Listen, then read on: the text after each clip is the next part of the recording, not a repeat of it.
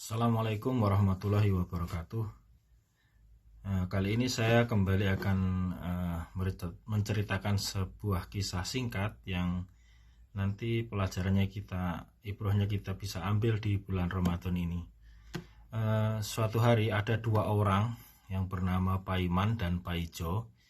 Dia ini berasal dari salah satu desa yang tandus di suatu daerah yang mungkin seperti di Gunung Kidul. Kalau kita sekarang mungkin kita bisa bayangkan ya, meskipun Gunung Kidul sekarang sudah makmur, alhamdulillah airnya melimpah, tapi dulu airnya susah itu.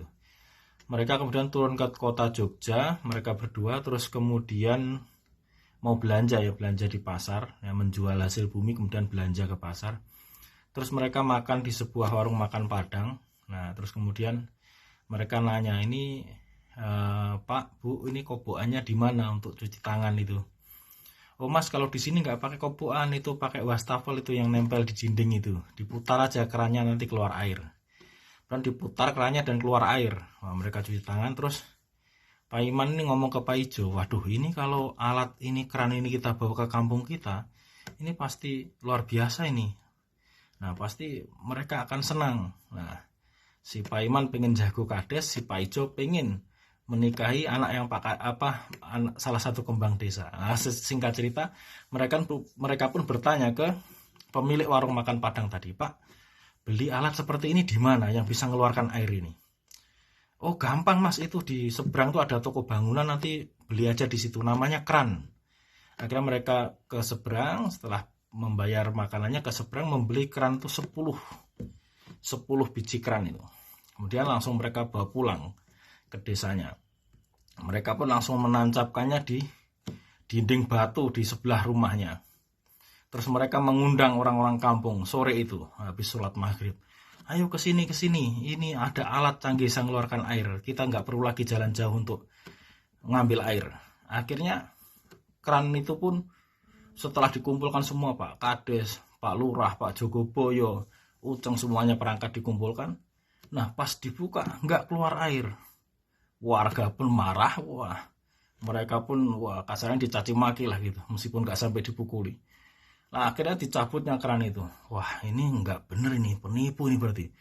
Pulang besoknya mereka datang ke Jogja lagi. Nah, tanya ke tukang bangunan tadi, toko bangunan tadi, Mas ini kerannya ini rusak ini kok nggak bisa keluar air. Oh loh Mas, ini kerannya bener Mas, ini memang bisa keluar air, sampean gimana cara nancapkannya? Ya udah sesuai dengan petunjuk itu di dinding katanya. Terus akhirnya mereka ke seberang bareng-bareng nemui pemilik rumah makan tadi. Akhirnya pemilik rumah makan tadi ngomong ke pemilik toko bangunan tadi, pelayan toko tadi.